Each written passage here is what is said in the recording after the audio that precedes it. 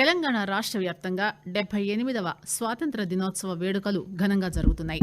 హైదరాబాద్లోని గోల్కొండ కోటలో జరిగిన ప్రధాన ఉత్సవంలో ముఖ్యమంత్రి రేవంత్ రెడ్డి జాతీయ జెండా ఎగురవేసి పోలీసు గౌరవ వందనం స్వీకరించారు. సాయుధ దళాల కవాతును పరిశీలించారు. అనంతరం రాష్ట్ర ప్రజలనుద్దేశించి ముఖ్యమంత్రి ప్రసంగిస్తూ సంక్షేమానికి, ప్రజాస్వామ్య విలువలకు పెద్దపీట వేస్తూ విశ్వవేదికపై రాష్ట్రాన్ని గర్వంగా నిలిపే పాలనకు కృషి చేస్తానని హామీ ఇచ్చారు.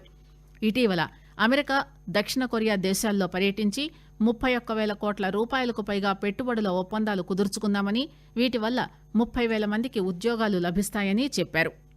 రాష్ట్రానికి పెట్టుబడుల సాధన కోసం జరిపిన అమెరికా, దక్షిణ కొరియా పర్యటన విజయవంతమైంది. 19 అగ్రశ్రేణి కంపెనీలతో చర్చలు జరిపాం. 31,532 కోట్ల రూపాయల పెట్టుబడుల ఒప్పందాలు జరిగాయి.